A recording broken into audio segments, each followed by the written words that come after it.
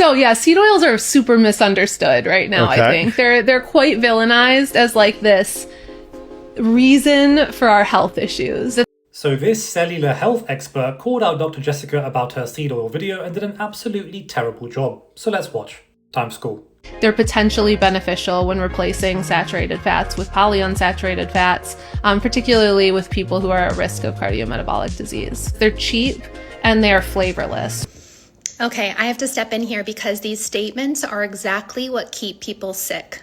The data being quoted here is observational and reductionist. First, she says how the data Dr. Jessica mentioned is observational and reductionist, which is completely made up because practically all of the evidence we have that directly replaces saturated fats with seed oils is controlled trial evidence. What is she on about? I've previously cited literally dozens of controlled human trials where they directly replace saturated fats with seed oils, all showing improvements in health markers, such as glycemic markers, insulin resistance, liver fat, inflammatory markers, blood lipid, and body weight. The original clinical trials were reanalyzed, the Minnesota coronary experiment, the Sydney diet heart study. The results flipped. People who replaced animal fats with industrial seed oils did lower their LDL, but their risk of death went up.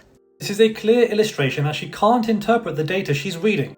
In the Minnesota coronary experiment, there was no statistically significant difference in mortality risk between the seed oil and saturated fat groups, so their risk of death did not go up. What she's incorrectly referencing is a secondary exploratory regression analysis, not from the randomized comparison. The authors looked at all participants combined, not just the seed oil group, and then looked at how cholesterol levels were related to death. And they found for each 30 mg per deciliter reduction in serum cholesterol, their risk of death went up by 22%. Ironically, for someone so against correlational data, this finding is correlational, not causation. And a drop in blood cholesterol levels before death is a well-known medical phenomenon, especially for older adults, hospital patients, or those with chronic illnesses. The body down-regulates cholesterol production when it's severely ill. It has nothing to do with their diet suddenly improving. It is a biological marker of decline. Secondly, are we forgetting that the Minnesota coronary experiment used trans fats in the intervention group, which have now since been banned in the US? He also mentions the Sydney diet heart study without realizing it contains many of the same issues as the Minnesota coronary experiment.